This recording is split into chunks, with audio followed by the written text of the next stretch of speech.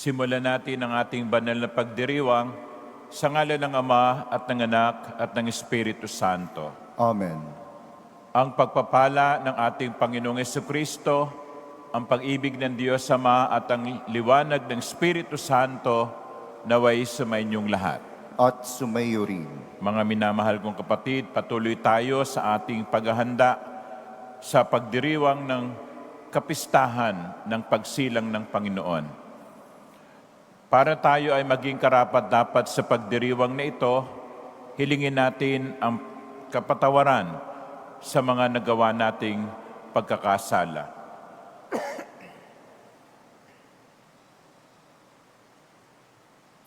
Inaamin ko Sa makapangyarihang Diyos at sa inyo mga kapatid, na lubha akong nagkasala sa isip, sa salita, sa gawa, at sa aking pagkukulang. Kaya isinasamo ko sa mahal na Birheng Maria, sa lahat ng mga anghel at mga banal, at sa inyo mga kapatid, na ako'y ipanalangin sa Panginoong ating Diyos. Kaawaan tayo ng makapangyarihan Diyos, patawarin tayo sa ating mga nagawang kasalanan, at patnubayan hanggang sa marating natin ang buhay na walang hanggan. Amen.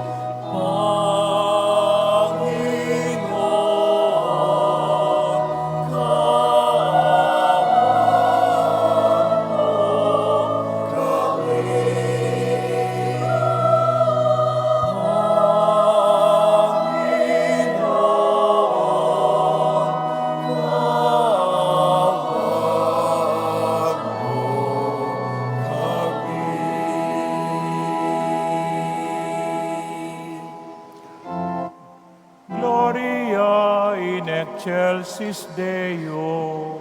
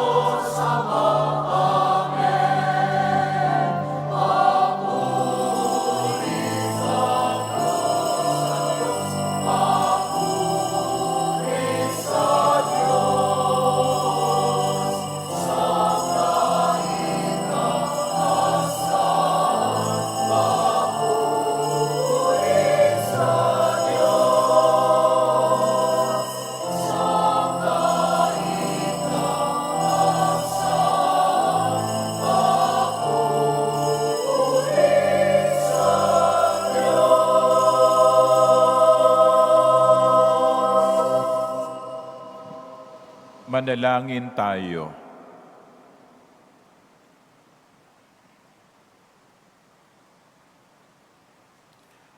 Ama naming makapangyarihan, kaming naghihirap sa mga lumang pasanin dahil sa pagkakasalang sa amin umalipin, ay palayain mo pakundangan sa bagong pagsilang na dulot ng iyong anak na aming hinihintay, sapagkat siya ang namamagitan kasama ng Espiritu Santo magpas sa walang hanggan. Amen. Magsiupo ang lahat.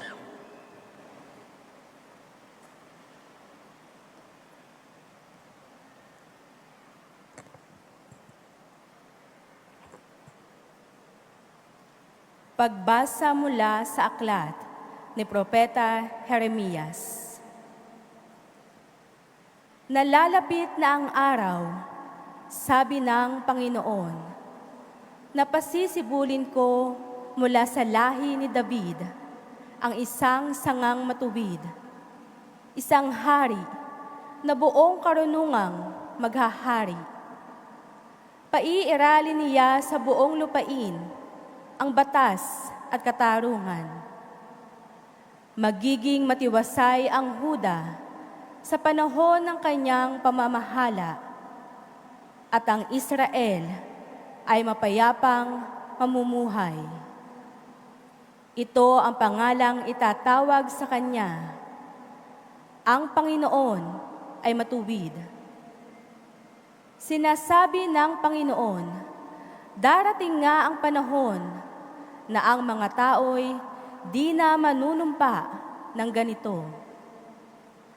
Lariat buhay ang Panginoong nagpalaya sa Israel mula sa Ehipto.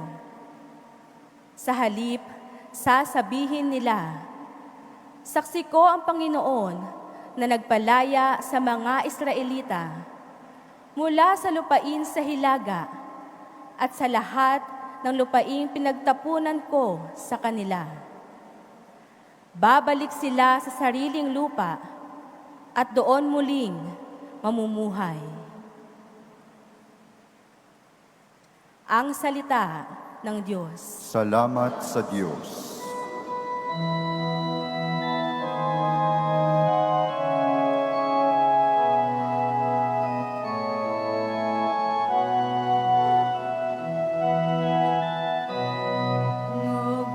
Nabubuhay siyang marangal at sasagana kailanman. Nabubuhay siyang marangal at sasagana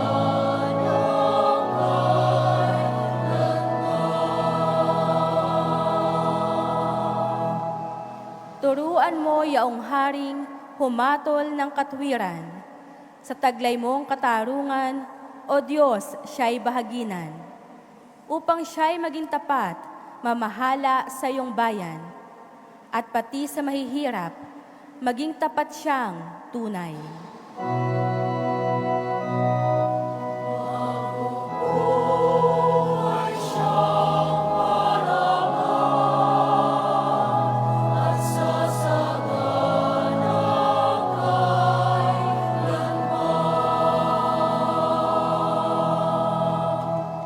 Kanya namang ililigtas ang sinumang tumatawag, lalo yaong nalimot na mga taong mahihirap. Sa ganito mga tao, siya'y lubhang nahahabag. Sa kanila tumutulong upang sila ay maligtas.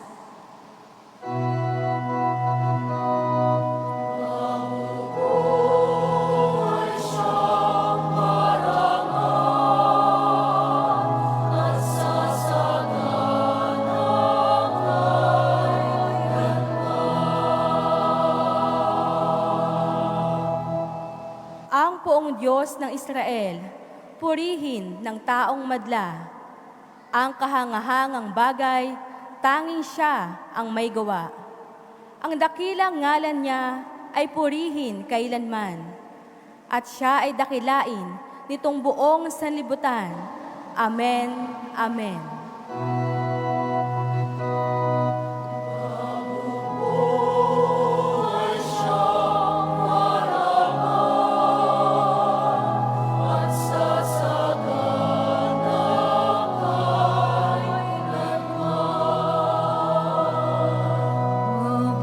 Mabuhay siyang marangal at sasagana kailanman.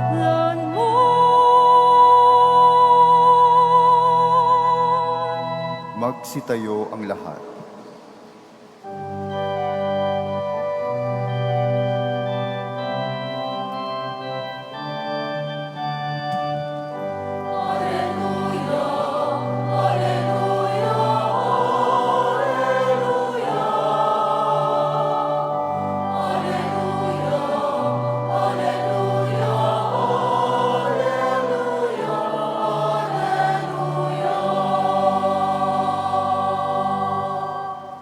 Namumuno ng Israel, nagbigay utos sa amin, halina't kami sagipin.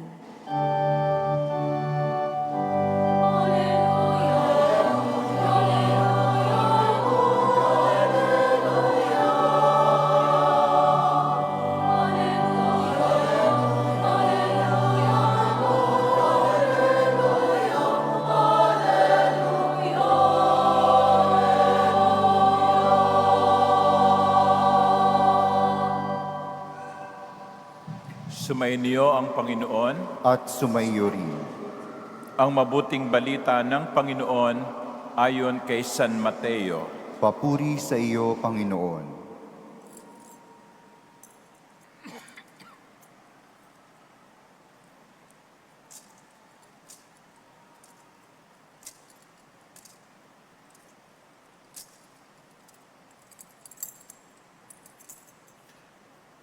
Ganito ang pagkapanganak kay Hesu Kristo. Si Maria na kanyang ina at si Jose na nakatakda ng pakasal. Ngunit bago sila nakasal, si Maria ay natagpo ang nagdadalang tao. Ito'y sa pamamagitan ng Espiritu Santo. Isang taong matuwid itong si Jose na kanyang magiging asawa, ngunit ayon niyang mapahiya si Maria, kaya't ipinasya niyang hiwalayan ito ng lihim. Samantalang iniisip ni Jose ito, napakita sa kanya sa panaginip ang isang anghel ng Panginoon. Sabi nito sa kanya, Jose, anak ni David, huwag kang matakot na tuluyang pakasalan si Maria, sapagkat siya'y naglihi sa pamamagitan ng Espiritu Santo. Manganganak siya ng isang lalaki at ito'y pangangalanan mong Jesus, sapagkat siya ang magliligtas sa kanyang bayan sa kanilang mga kasalanan. Nangyari ang lahat ng ito upang matupad ang sinabi ng Panginoon sa pamamagitan ng propeta. Maglilihi ang isang dalaga at manganganak ng isang lalaki at tatawagin itong Emmanuel, na ang kahulugay kasama natin ang Diyos. Nang magising si Jose, sinunod niya ang utos ng anghel ng Panginoon. Pinakasalan niya si Maria. Ngunit hindi ginalaw ni Jose si Maria hanggang sa maipanganak nito ang isang sanggol na lalaki na pinangalanan niyang Jesus. Ang mabuting balita ng Panginoon. Pinupuri ka namin, Panginoong Heso Kristo. Magsiupo ang lahat. Isang magandang umaga po sa inyong lahat. At batiin niyo ang inyong mga katabi ng good morning, baka tulog na. At sa mga sumusubaybay sa atin sa TV Maria at sa Facebook page ng Manila Cathedral, magandang umaga po sa inyong lahat o magandang hapon. Depende sa kung saan kayo nanonood. Mga minamahal kong kapatid, Sariwa pa sa ating alaala ang naranasan nating COVID-19. 4 na taon pa lamang ang nakalilipas.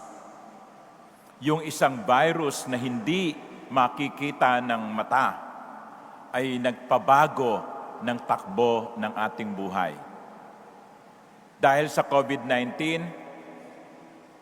marami sa mga plano natin ang hindi nangyari. Mga kasal na hindi na-postpone at hindi natuloy. Mga biyahe na hindi natuloy dahil lockdown. At doon ipinakita din ng COVID-19 ang malaking pagkakaiba, the big gap sa pagitan ng mga mahihirap at ng mga may kaya. Sabi kasi ng COVID-19, kailangan may physical distancing. Pero alam nyo, paano ka magkakaroon ng physical distancing sa isang bahay na nandoon na lahat? Nandoon ang kusina, nandoon ang sala, nandoon ang tulugan. Alam po ninyo, galing ako sa Paco, dati kong parokya, nung unang-unang buwan ng COVID-19 ay namamahagi ang simbahan ng gift certificate. Natatandaan niyo yun. Baka nakatanggap ang iba sa inyo. Yung mga businessman ay nagtulong-tulong para makabuo ng pondo para bilang ayuda. At isa sa mga gabi na kung saan ang mga kabataan ng Paco ay nagpupunta bahay-bahay, sumama ako. At merong mga tao na nasa labas ng kanilang bahay. Kasama namin yung chairman ng barangay at sabi sa kanila, bakit kayo nasa labas ng bahay? Bakit hindi kayo pumasok sa loob?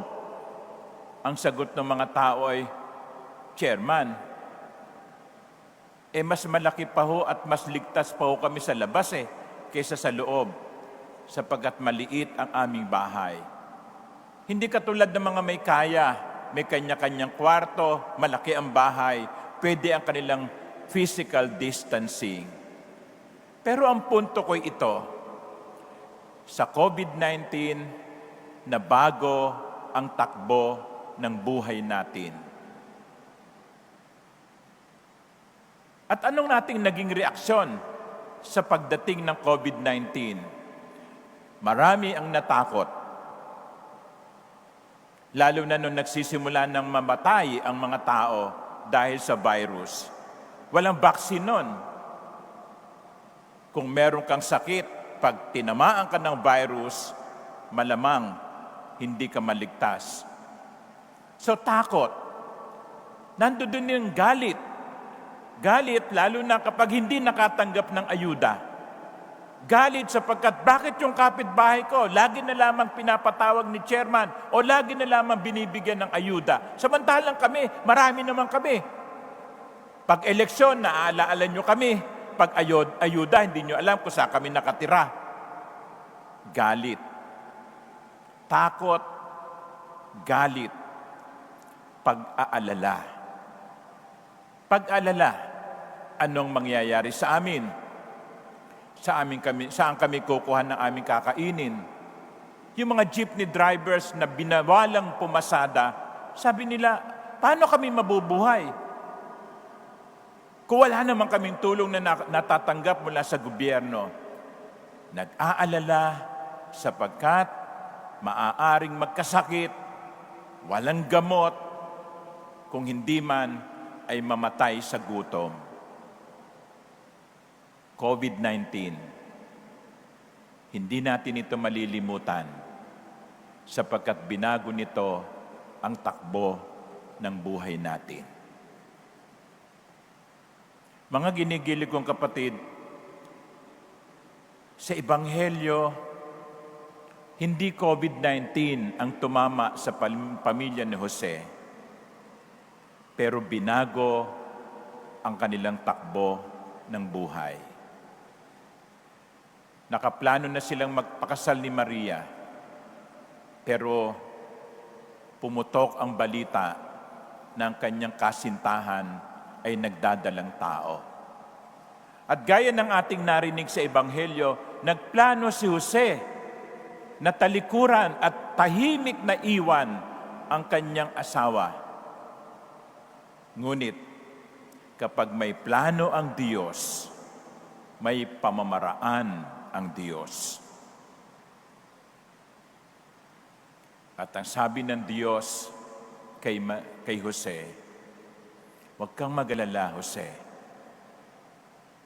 Ako ang bahala. Huwag kang mag-alala. Ako ang kikilos. At dito, ipinakita sa atin ang naging reaksyon ni Jose. 2 words. Sleep, submission, or surrender. Natulog siya. Natulog siya at hinayaan niya na makapagpahinga. Hindi siya nagpanik. Hindi siya nawalan ng sawisyo. Hindi siya nagmukmok. Hindi niya inubos ang kanyang oras sa pag-aalala. Natulog siya. Mga ginigilig kong kapatid, kapag meron tayong problema, huwag nating ituon ang pansin natin sa problema sapagkat lalo itong lalala lamang. Yung nabubuhos nating panahon sa pag-alala. Paano natin malulutas ang problema natin? Kung minsan, ito pa ang nagpapalala. Hindi ka makakain, hindi ka makatulog, hindi mapalagay ang loob mo. Tularan natin si Jose. Natulog. Maaaring literal na natulog. Maaari ding figurative na natulog. Kalmado. At ang pangalawa na importante na dapat din nating gawin ay to surrender to God's will. To submit ourselves to God's will. Kaya nga sabi sa Ebanghelyo, nung magising si Jose, ginawa niya ang utos ng anghel ng Panginoon. Natulog siya at sa bandang huli, sabi niya, okay, kung ito ang plano ng Diyos, ito ang susundin ko. Hindi ko ito plano. Hindi ito ang plano namin. Pero kung ito ang plano ng Diyos, naniniwala ako, sumasampalataya ako, na bibigyan ng Diyos ng katuparan ang kanyang plano. I surrender myself to God's plan. I surrender myself to God's will. My dear brothers and sisters, many times the Lord will tell us to do something else. Many times the Lord will tell us, do this, do that. Ganito ang gawin mo, ganyan ang gawin mo.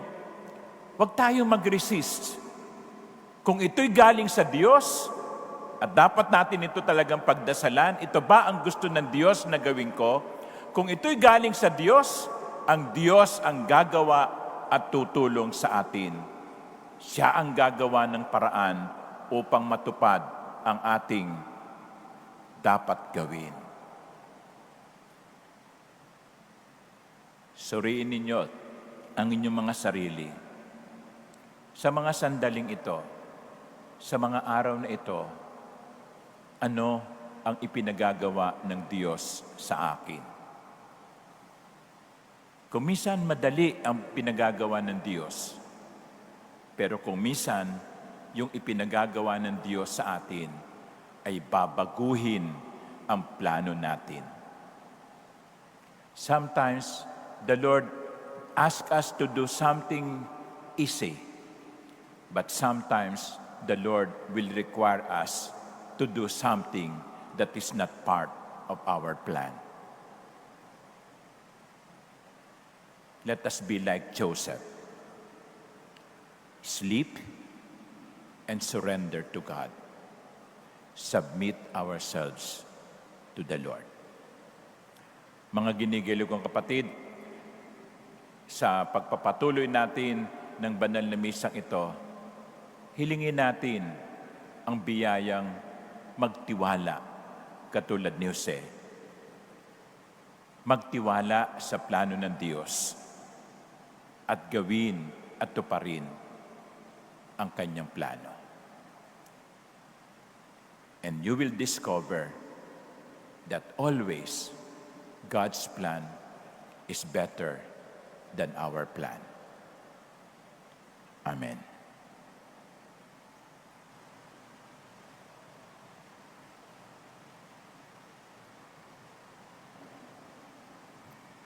Magsitayo ang lahat.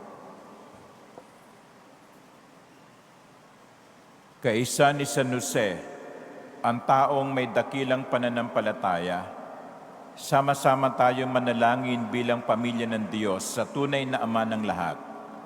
Sa bawat kahilingan ng ating itutugunay, Panginoon, dinggin mo ang aming panalangin. Panginoon, dinggin mo ang aming panalangin. Tulad ni San Jose, ang Santo Papa, mga obispo, mga pari, at mga lalaking itinalaga ang sarili sa Panginoon, naway maging salamin ng pag-ibig ng Diyos sa pamamagitan ng kanilang makaamang pangangalaga. Manalangin tayo sa Panginoon. Panginoon, dinggin mo ang aming panalangin. Ang mga namumuno sa pamahalaan, nawa tulad ni San Jose, ay magkaroon ng matalas na pangunawa at pagpapasya sa plano ng Diyos na makikita sa mga pang-araw-araw na pangyayari sa buhay. Manalangin tayo sa Panginoon. Panginoon, dinggin mo ang aming panalangin. Ang mga ama, naway magpadama ng natatanging pagmamahal at pag-aalala sa kanilang pamilya sa pamamagitan ng kanilang pagsisikap at huwarang pamumuhay.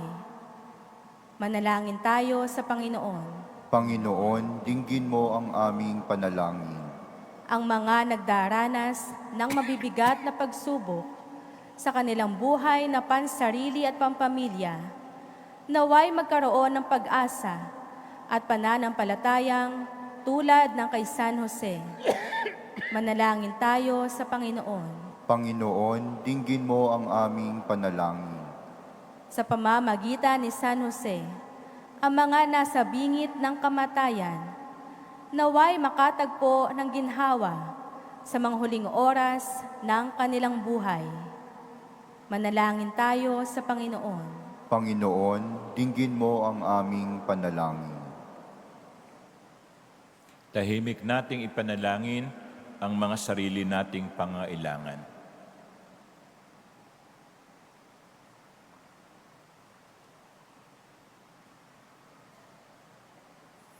Panginoon, tulungan mo kaming mabuklod bilang isang pamilya sa ilalim ng iyong pagkaama.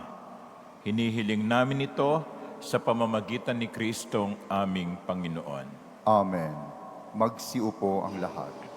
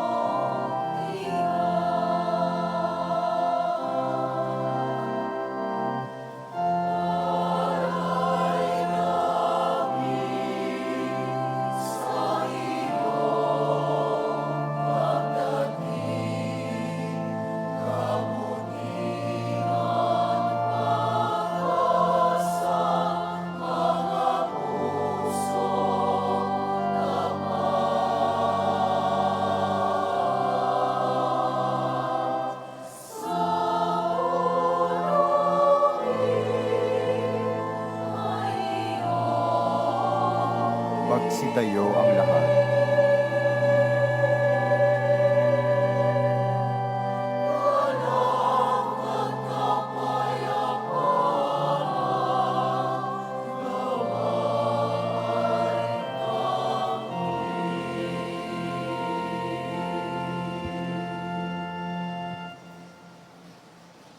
Manalangin kayo mga kapatid upang itong ating pag-aalay ay maging kalugod-lugod sa Diyos amang makapangyarihan.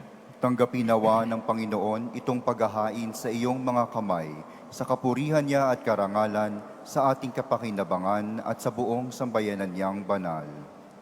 Ama naming lumikha, ang pagdiriwang namin itong paghahain sa iyo ay magpagindapat nawang kami pangibabawan ng ngalan mo upang kami maging marapat makasalo sa buhay na walang maliw ng anak mong naging abang tao upang kami pagalingin. Sapagkat siya ang namamagitan kasama ng Espiritu Santo magpasawalang hanggan. Amen. Sumainyo ang Panginoon. At sumayo rin, Itaas sa Diyos ang inyong puso at diwa. itinaas na namin sa Panginoon. Pasalamatan natin ang Panginoong ating Diyos. Marapat na siya ay pasalamatan. Ama naming makapangyarihan, tunay nga marapat na ikaw ay aming pasalamatan sa pamamagitan ni Jesucristo na aming Panginoon. Ang pagsusugo mo sa Kanya ay ipinahayag ng lahat ng mga propeta. Ang pagsilang niya ay pinanabikan ng mahal na Birheng Kanyang inang tunay sa kapangyarihan ng Espiritong Banal. Ang pagdating niya inilahad ni San Juan Bautista sa kanyang pagbibinyag. Ngayong pinaghahandaan namin ang maligayang araw ng kanyang pagsilang, kami nananabik at nananalangin, lubos na makaharap sa kanyang kadakilaan. Kaya kaisa ng mga anghel na nagsisiawit ng papuri sa iyo, nang walang humpay sa kalangitan, kami nagbubunyi sa iyong kadakilaan.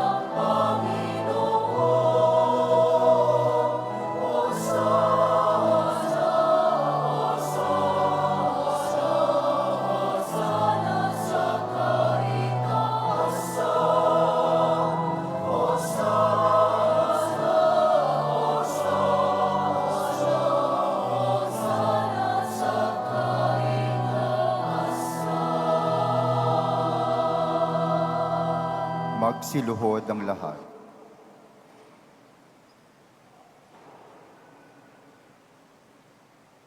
Ama naming banal, ikaw ang bukal ng lahat ng kabanalan.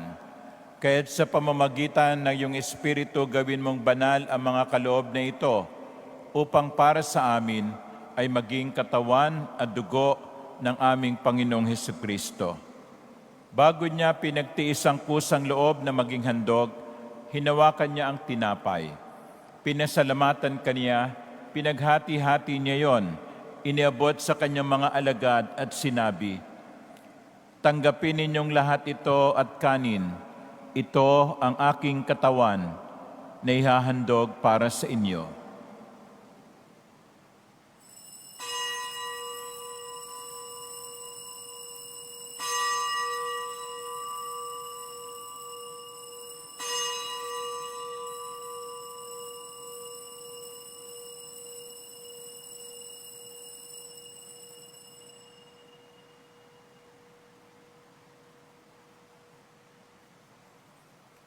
Gayon din naman, nung matapos ang hapunan, hinawakan niya ang kalis, muli kanyang pinasalamatan.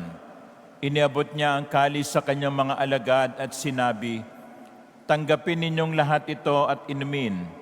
Ito ang kalis ng aking dugo, ng bago at walang hanggang tipan. Ang aking dugo na ibubuhos para sa inyo at para sa lahat sa kapagpapatawad ng mga kasalanan. Gawin ninyo ito sa pag-alala sa akin."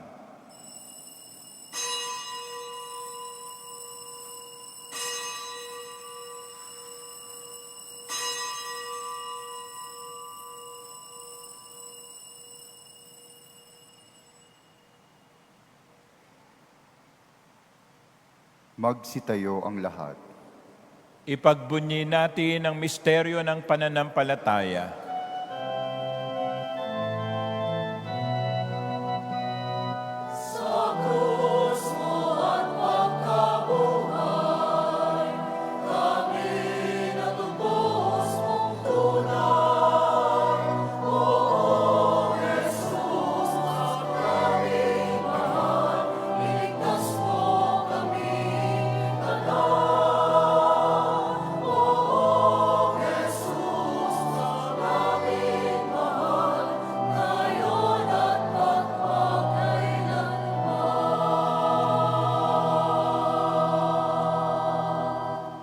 Ama, ginagawa namin ngayon ang pag-alala sa pagkamatay at muling pagkabuhay ng iyong anak. Kaya tiniaalay namin sa iyo ang tinapay na nagbibigay buhay at ang kalis na nagkakaloob ng kaligtasan. Kami nagpapasalamat dahil kami iyong minarapat na tumayo sa harap mo para maglingkod sa iyo. Isinasamo namin kami magsasalo-salo sa katawan at dugo ni Kristo ay mabuklod sa pagkakaisa sa pamamagitan ng Espiritu Santo. Ama, lingapin mo ang iyong simbahang laganap sa buong daigdig. Puspusin mo kami sa pag-ibig, kaisa ni Francisco na aming Papa at ni Jose na aming Obispo at ng Tanang Kaparian.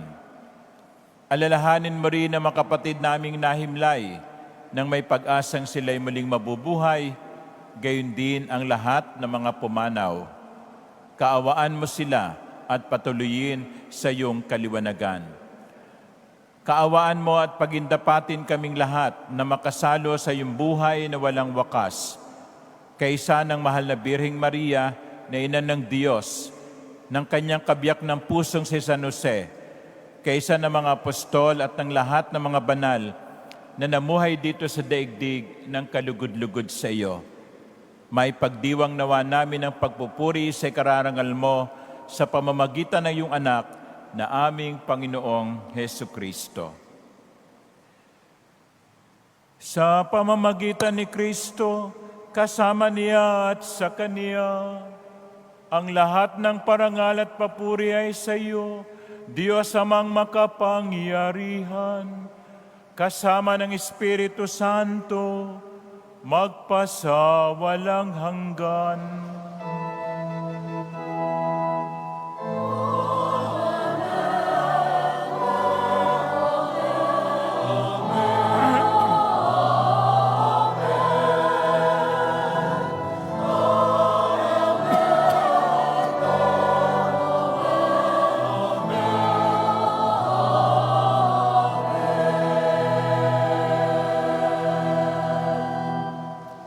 Taglay ang pagtitiwala, sama-sama tayong manalangin sa Ama sa mga salitang ibinigay sa atin ni Jesus.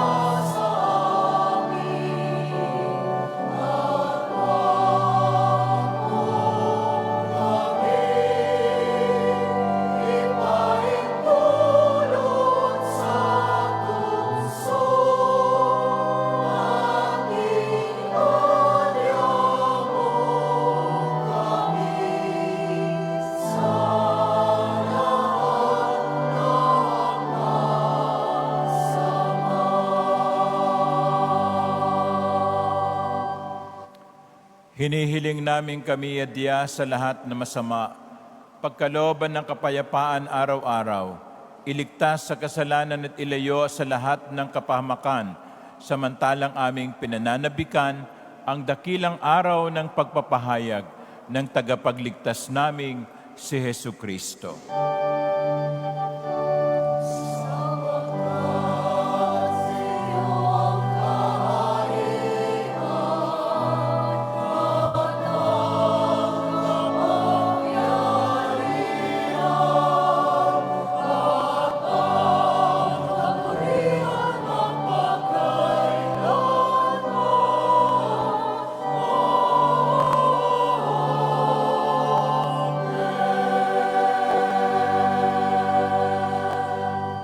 Panginoong Jesucristo, sinabi mo sa iyong mga apostol, kapayapaan ang iniiwan ko sa inyo, ang aking kapayapaan ay binibigay ko sa inyo.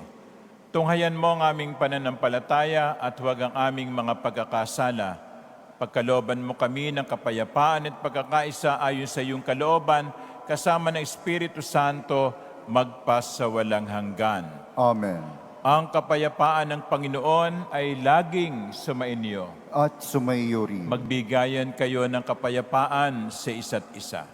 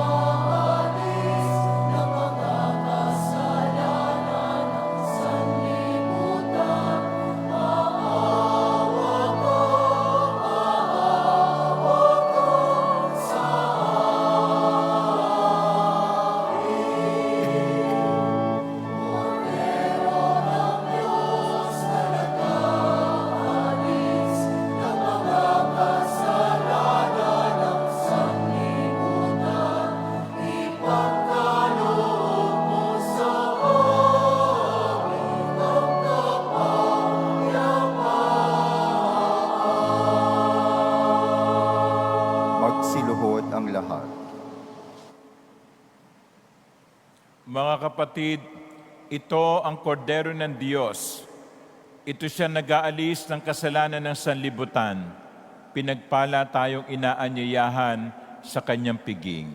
Panginoon, hindi ako karapat-dapat na magpatuloy sa iyo, ngunit sa isang salita mo lamang ay gagaling na ako.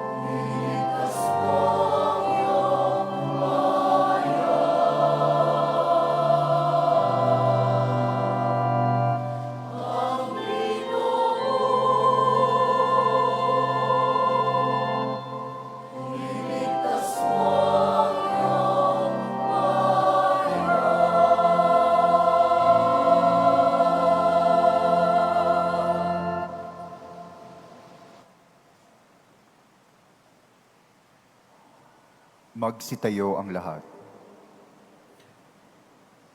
Manalangin tayo.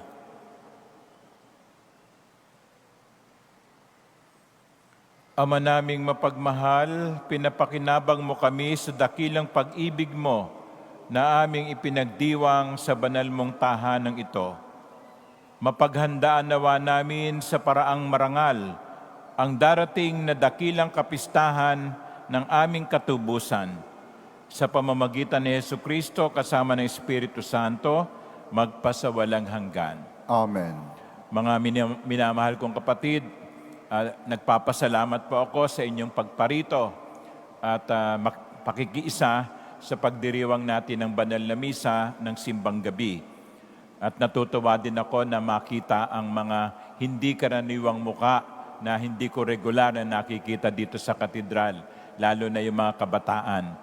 So sana po kahit hindi simbang gabi, ay magsimba tayo, lalo na kung araw ng linggo. At nais kong pasalamatan natin ang mga naglingkod sa ating banal na misa, lalong-lalo na ang ating naanyayahang choir mula sa San Jose de Trozo Parish in Masangkay, Manila. Palakpakan po natin ang ating guest choir. Thank you sa inyong pag-awit.